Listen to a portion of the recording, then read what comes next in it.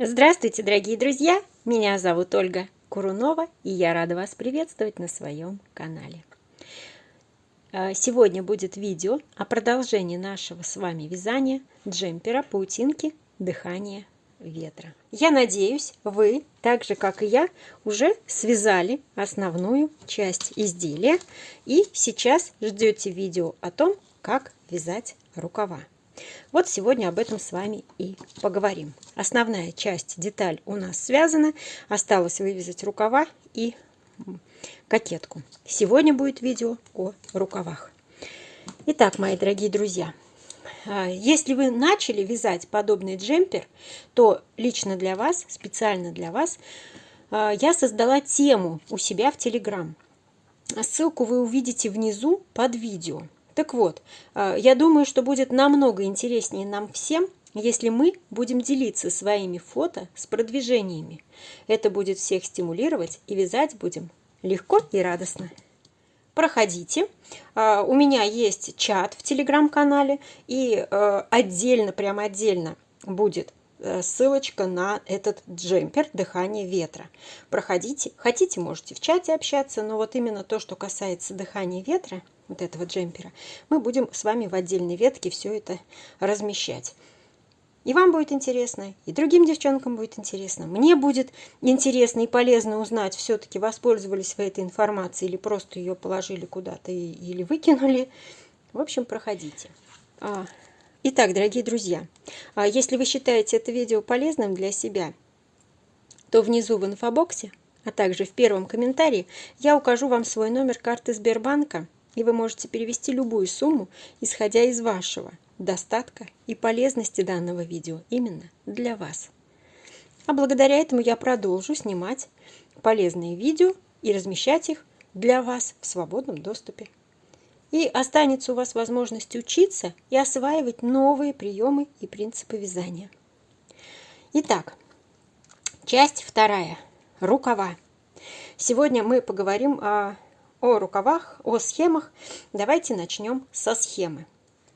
Итак, мои дорогие друзья, для тех из вас, кто хочет вязать этот узор так же, как и на фотографии, то есть с шишечками, то тогда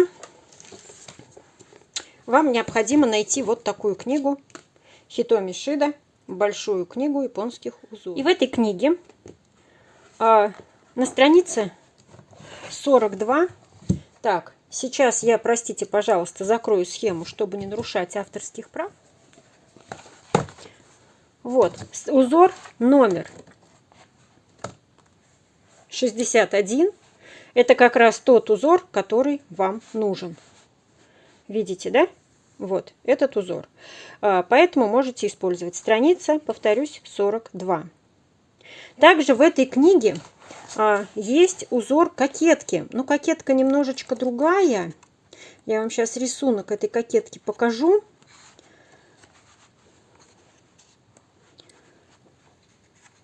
Вот, пожалуйста.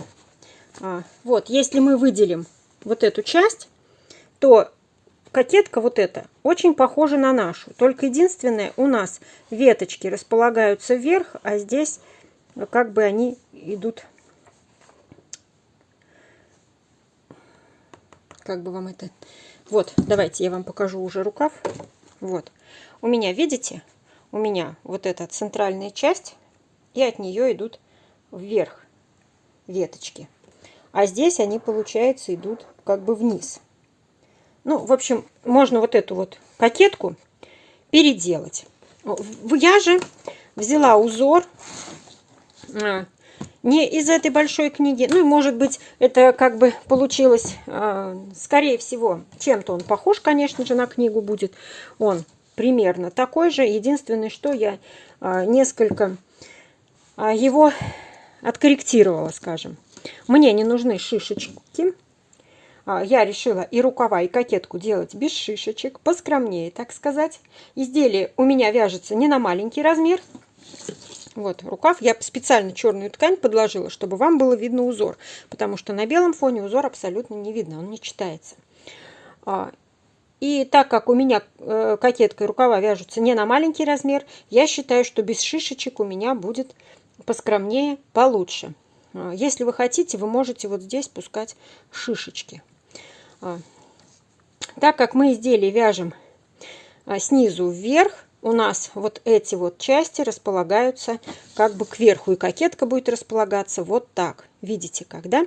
Обратите внимание, если вы хотите вязать этот узор от кокетки вниз, то у вас вот эти как бы вот эти элементы будут располагаться вниз изделия. Вот так же, как и, собственно, вот здесь вот мы с вами видели на кокетке. Вот. Видите, да? Здесь тоже они располагаются как бы... У вас же друг за другом они пойдут. Наверное, вниз. Хотя, ну, в общем, надо подумать. Вот. Если вы расположите их вот так, то есть у вас вот тут кокетка, а потом начинается этот узор, то у вас груди будут свисать. Это будет некрасиво. То есть у вас груди такие же, как у вас и есть, останутся, но будет визуально казаться, что они у вас сильно свисают. То есть узор нужно вязать вот так. Вверх вот этими мотивами. Надеюсь, вы понимаете о том, что я вам здесь сейчас хочу сказать. Так, значит, я вяжу вот так. Схему я к этому узору нарисовала. Немножечко, можно сказать, даже я, в принципе, увидела это позже, что у меня есть эта книга и есть этот узор. Я его немножечко переделала. У меня вот здесь вот, ну, короче, есть некоторые отклонения от этой схемы. Итак, если вам нравится вот эта схема без шишечек, вы можете воспользоваться моей, которую, повторюсь, я нарисовала сама. Вот она, эта схема. Дорогие друзья, вы можете сделать скриншот, или это называется снимок экрана.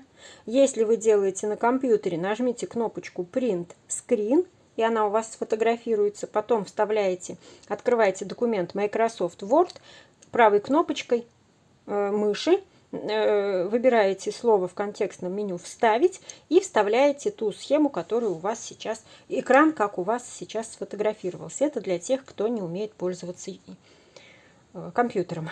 Немножечко подробнее объясняю. Если вы на телефоне, то, скорее всего, у вас на телефоне есть возможность нажать некоторые клавиши одновременно, и у вас тоже сфотографируется экран, и в галерею уйдет снимок. Да, не написала вам, что весь раппорт узора состоит из 21 петли. Мой раппорт узора 21 петля в ширину и 12 рядов в высоту. Видите, что пустые клеточки — это все лицевые петли. То есть вот этот значок — это 2 петли вместе с наклоном влево. Он везде на одном и том же месте выполняется. Вот этот значок — это 2 петли вместе с наклоном вправо. Выполняется на последних петлях. 3 вместе петли выполняется на серединных петлях, на 10, 11 и 12 раппорта. И накиды. Идут всегда по 2 с чередованием между ними по 1 петле. Первый ряд, сейчас вам скажу, 2 вместе влево, лицевая, накид, лицевая, накид, 5 лицевых, 3 вместе, 3 петли вместе вяжутся так: 2 петли вместе и 2 петли снять, как будто вы сейчас будете провязывать 2 вместе лицевых, просто их снимаете на правую спицу, провязываете лицевой петлей следующую петлю и протягиваете только что провязанную петлю через эти снятые 2. И у вас вместо 3 петель получается 1 петля.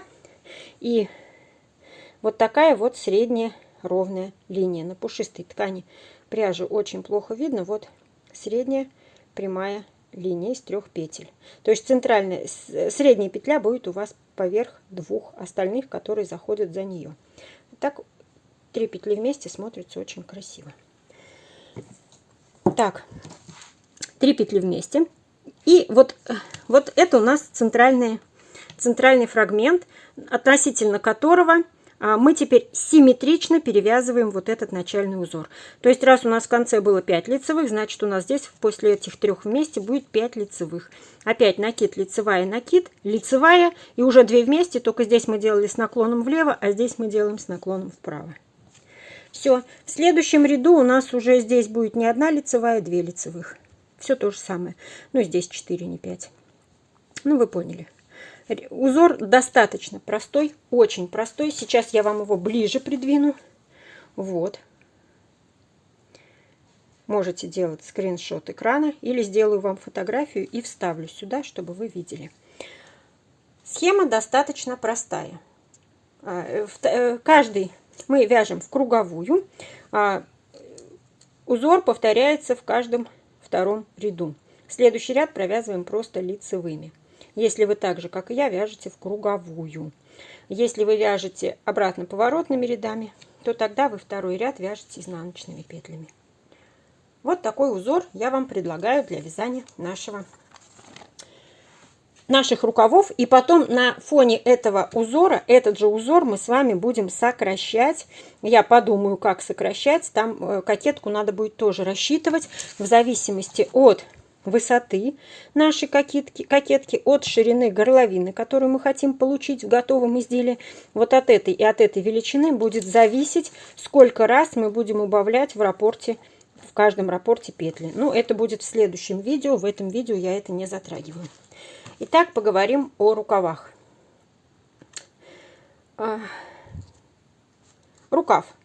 У меня ширина рукава должна быть 20 сантиметров.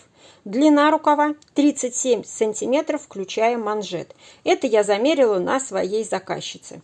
То есть я померила ту длину, которая ей нужна, минимальная длина, которая возможна. Больше можно, меньше нельзя.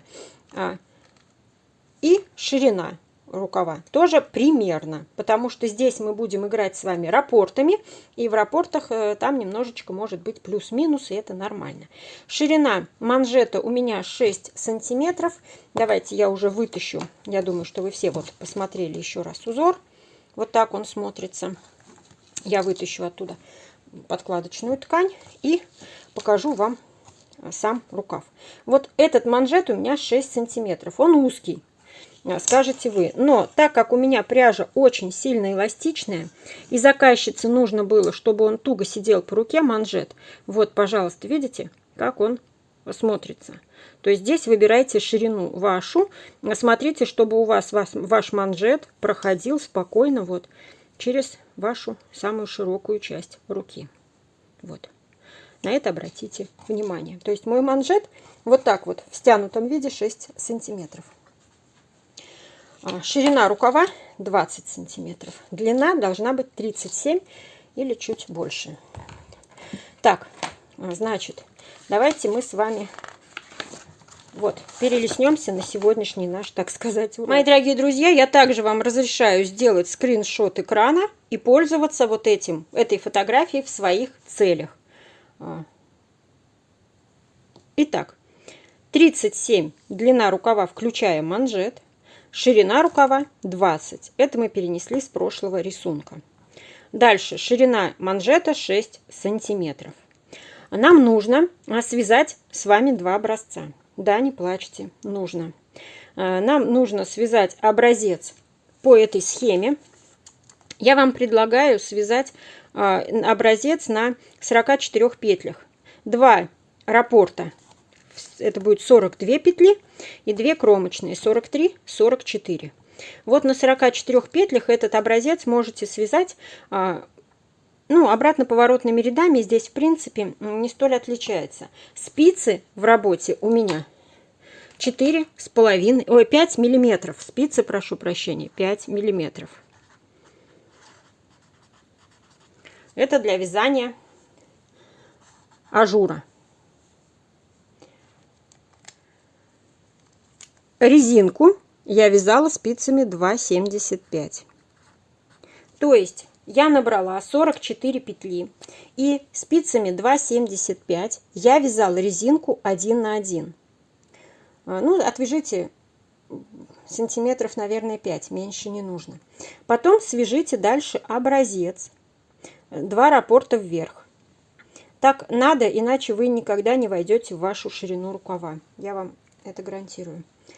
Отвязали, и у вас получилось 2 раппорта вверх и 2 раппорта в ширину.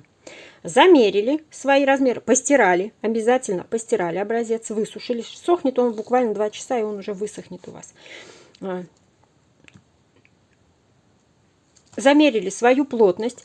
У меня плотность на резинке составила 4,333 петли в 1 сантиметре. И по высоте составила 4,111 рядов в 1 сантиметре. Вот этот весь основной узор мы будем считать с вами не петлями, а раппортами. Да, так удобнее. И у меня один раппорт или 21 петля, это 10 сантиметров в ширину и в высоту примерно 6 сантиметров. То есть, что мы видим? Ну, если бы я считала в петлях, то у меня 2,1 петля в 10 сантиметрах и 2 ряда в 1 сантиметре по высоте. Но мне это не надо. Почему не надо? Сейчас все объясню. Вот наш рукав. 6 сантиметров у нас идет манжет. Потом 9 сантиметров манжет в высоту. Потом мы должны расширить количество петель на рукава, чтобы выйти к 20 сантиметрам. Расширяем сразу после вывязывания резинки. И вяжем на нужную нам высоту. Примерно где-то 28 сантиметров получится у нас высота ажурной части. 37 у меня должен быть весь рукав до кокетки. Повторю, сверху, кто не помнит, в прошлом видео я вам рассказывала, сверху у меня кокетка 24 сантиметра. Вот, то есть рукав и еще 24 сантиметра здесь будет. Итак, провяжем, оставим на спицах. Значит, 6 сантиметров резинки. 6 сантиметров умножаем на нашу плотность 4,333 петли, получаем 26 петель. У нас будет, так как я вяжу Magic Loop, на одной спице 26 петель и на другой спице 26 петель. То есть 26 петель это половина рукава. И в круговую мы должны набрать 26 умножить на 2, 52 петли. То есть набираем в круговую на спице 2,75 резинку 1 на 1 и провязываем 9 сантиметров. 9 сантиметров мы умножаем на 4,111 и получаем 37 рядов. То есть резинки 1 на 1 я провязываю 37 рядов на спицах 2,75. Останавливаюсь, и дальше мне нужно выйти вот на эту ширину. В одном ряду я должна добавить, перейти на другую пряжу. Резинка у меня вяжется гладкой пряжей. У меня это пряжа основного полотна. В прошлом видео я все про нее рассказывала, и резинка вяжется именно этой пряжей. Мне так показалось. Не мне, вернее, а заказчица моя захотела так, чтобы манжет был именно такой под цвет основной пряжи. Вот, значит, связали. И вот в этом ряду в первом мы будем добавлять петли. Сколько петель? Нам надо выйти вот на этот размер. Так как у нас будет потом вязаться кокетка, ну и вообще для красоты нам нужно здесь брать целое количество раппортов. У меня где-то около, примерно, видите, я написала знак приблизительно 20 сантиметров по ширине рукава. Значит, я 20 делю на 10, потому что у меня один раппорт в ширину 10 сантиметров. И мне повезло, у меня получается ровно 2 раппорта по нужной мне ширине. Если у вас получается 2,2 раппорта, ну оставьте тоже там 2. Если у вас получается 2,4 раппорта или 2,5, 6, 7, 8, 9, то берите лучше 3 раппорта в ширину. Понятно, да? Если, ну, не меньше 2, здесь 2, мне кажется, на любые размеры будет нормально. 1 будет мало, ну, если вы женщина, девушка, не ребенок, а 2-3 будет нормально. Ну, еще из какой пряжи вы вяжете. Значит, 20 сантиметров мы делим на 10 сантиметров в ширину нашего одного раппорта и получаем 2 раппорта. 2 раппорта мы умножаем на 21 петлю. 21 петля это 1 раппорт. Вот он у нас, 21 петля. Значит, 2 раппорта умножаем на 21, у нас 42 петли будут на половину рукава. 42 одна половина и 42 вторая половина. 42 умножаем на 2, 84 петли у нас получается в обхвате, в круговую. Так, сколько же нам добавить здесь петель? 42 петли, в общем, у нас. Вот я половинку опять считаю, мне по половинке удобнее считать. Хотите, можете брать 84 петли и считать там на все петли. Сейчас объясню, как я считаю. Так как у меня на 2 спицах, я считаю, сколько мне надо будет добавить на одной спице. Вот у меня на одной спице было 26 петель. И на второй спице 26. Вот здесь было 26, и там 26. И мне надо получить 42 и 42. Правильно, да? 42 петли. Вот. Как я это делаю? 42 петли. Отнимаем 26 петель, получается 16 петель. То есть вот здесь прибавить нам надо 16 петель.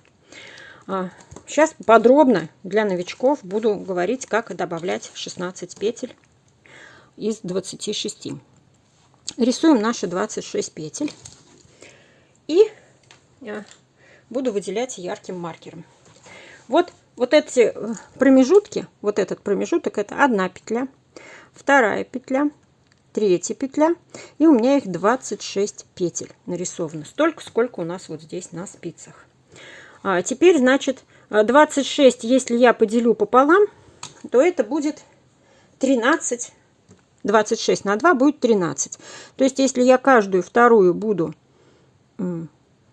делать прибавку, то есть из каждой второй петли вывязывать 2. Так, вам, наверное, не видно. Давайте возьму оранжевый цвет. Вот если я из каждой второй петли первую провязала, вторую 2, из одной 2. Третью провязала просто, из четвертой 1, 2. И вот так вот, если я буду из каждой второй прибавлять по 2 петли, делать из одной петли 2, то у меня получится таких 13 петель. То есть за счет этого у меня прибавится 13 петель. Посчитаем. 1, 2, 3, 4, 5, 6, 7, 8, 9, 10, 11, 12, 13. Мне надо добавить 16. Еще 3. Ну вот одну я добавлю в начале. Одну я добавлю еще в конце. И одну я добавлю где-нибудь вот тут в середине. Вот схематично я вам рассчитала, как добавить из 26 петель, выйти на 42 петли. То есть провязываете из первой 2 петли лицевой. У вас же здесь резинка была связана.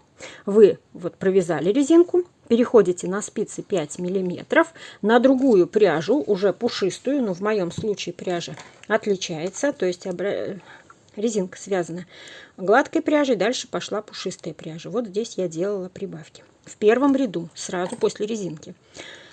Одновременно переходим на спицы 5 миллиметров, на пушистую пряжу и делаем прибавки. Все в одном ряду. Прибавляем из одной петли 2. Первая петля, во второй петле из одной 2. Третью вяжем просто лицевой. Из четвертой петли 2 лицевых, пятую просто лицевой, шестая 2 лицевых, просто лицевая, 2 лицевых, лицевая, 2 лицевых, лицевая, 2 лицевых, лицевая, 2 лицевых, 2 лицевых, 2 лицевых. Снова лицевая, 2 лицевых, лицевая, 2 лицевых, лицевая, 2 лицевых, лицевая, 2 лицевых, 2 лицевых, 2 лицевых. Вот. Ну, думаю, даже новичкам теперь все понятно. Вывязали первый ряд, лицевой ряд, вывязали. Второй ряд мы провязываем просто лицевыми петлями. Не будем со второго ряда делать рисунок, а провяжем еще один ряд просто в круговую лицевыми петлями. То есть получается у нас перед тем, как выйти на этот рисунок, первый ряд был с прибавками, а второй ряд был лицевой. И третий ряд мы пошли вязать вот этот узор. Вот. Сколько нам его вязать? Мы больше ничего нигде не прибавляем. У нас уже прибавилось сразу резко. Это для того, чтобы получился у нас фонарик. Вот у нас вот здесь фонарик. Больше дальше у меня рукав идет прямо без единой прибавки. 2 раппорта, как, 4 раппорта весь рукав. Как было в начале, так и в конце будет 4 раппорта весь рукав. В круговой, если. 2 раппорта это 1 половинка рукава. Так, сколько вяжем? Вяжем мы примерно, значит, посчитали, нам примерно надо, чтобы весь рукав был 37 сантиметров. 37, отнимаем резинку 9, получаем примерно 28 сантиметров нам нужно отвязать. 28 сантиметров делим на 6 сантиметров. У нас один раппорт в высоту 6 сантиметров. Заканчивать мы должны целым рядом, раппортом. То есть останавливаясь не тут, не тут, не тут, обязательно провязать весь ряд. Для того, чтобы потом мы уже, когда выйдем на кокетку, чтобы у нас кокетка начиналась с самого начала ряда. чтобы, ну, было красиво. Вот, поэтому рукав должен заканчиваться целым количеством раппортов. Один раппорт 6 сантиметров. 28 длину нашего ажурной части рукава. 28 сантиметров делим на шерсть. Получаем где-то 4,6 раппортов. Но так как мне нужно целое число, я беру примерно 5 раппортов. Так, я провязала 5 раппортов. Это у меня было по расчету. Если мы его примерим на руку и сделаем 37 сантиметров, как мы считали, по руке, то у нас вот здесь вот получится вот так. Вот, ну, то есть вот немножечко в натяжечку и будет вот так. Мне же нужен фонарик. Для того, чтобы был фонарик, мне нужен небольшой напуск. Вот, для того, чтобы был этот напуск, я добавила еще один раппорт. То есть я буду вязать не 5 раппортов, как положено в 37 сантиметров уходя, а я еще 6 сантиметров, то есть еще один раппорт, 6-й, добавлю для того, чтобы было вот здесь вот пышность рукаву. Вот и все, мои дорогие друзья, и у нас рукав готов. Легко и просто. Дольше объяснять было. Вязать быстро. Можно связать за вечер. Вот снова вам информация. Пожалуйста, можете делать скриншоты.